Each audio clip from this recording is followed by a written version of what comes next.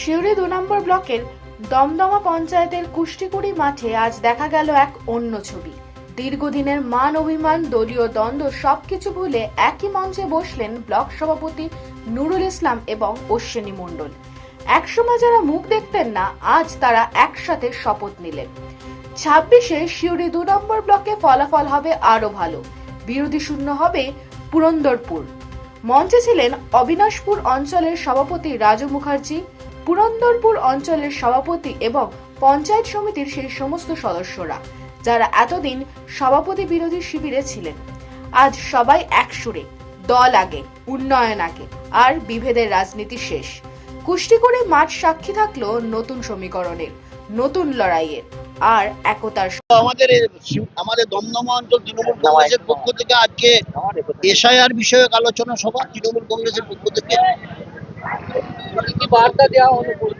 বার্তা মানুষকে সচেতন করা, বিশেষভাবে কর্মীদের সচেতন করা যে বিজেপি কেন্দ্রে সরকারে যে ষড়যন্ত্র করেছে, বাংলার মানুষকে বঞ্চিত করেছে, এক একবার বিভিন্ন উন্নয়নমূলক কাজ থেকে বঞ্চিত করেছে বাংলার মানুষকে।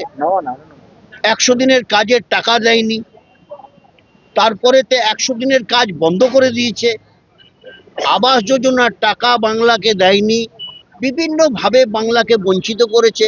আমাদের নেত্রী মমতা বন্দ্যোপাধ্যায়, যুবরাজ অভিষেক বন্দ্যোপাধ্যায়ের নেতৃত্বে বাংলার মানুষের জন্য আন্দোলন সংগঠিত করে সেই আন্দোলন দিল্লির রাজপথ পর্যন্ত পৌঁছে গেছে, আপনারা দেখেছেন।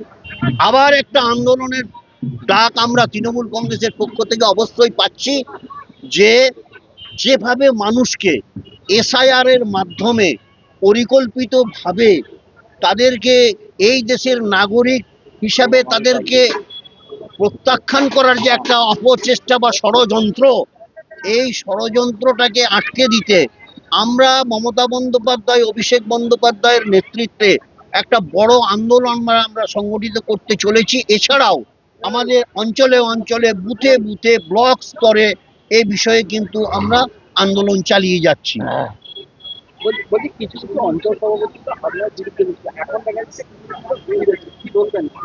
এই নিয়ে আমি কিছু বলবো না, আমি শুধু একটি কথা বলবো, যারা মমতা বন্দ্যোপাধ্যায় এবং অভিষেক বন্দ্যোপাধ্যায়কে চেনেন তারা তৃণমূল কংগ্রেসের মূল জায়গাতেই থাকবেন। আর যারা কেউ গিয়ে বলতে পারছে না এটা,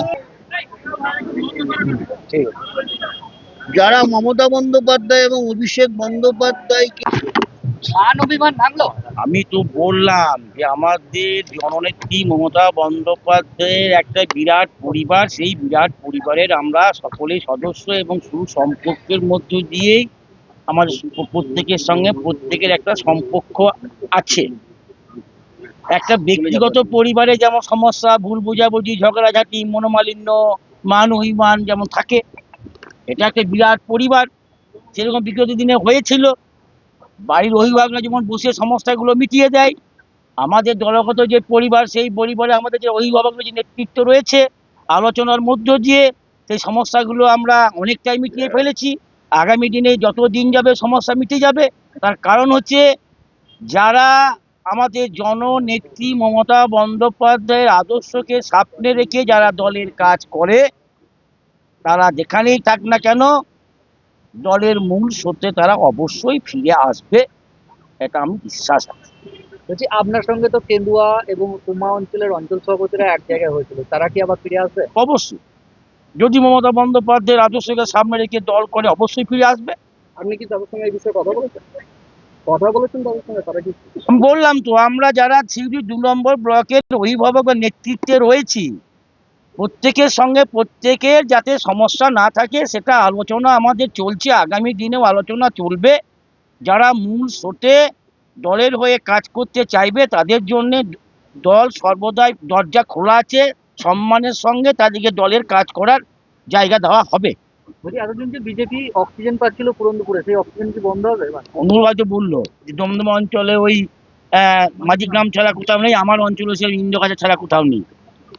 ইন্দ্রগাছা ছাড়া কোথাও আমরা বিজেপিকে দেখতে পাই না। আর আমাদের পার্টি অফিসে পিছনে একটা মনে হয় যেন রয়েছে।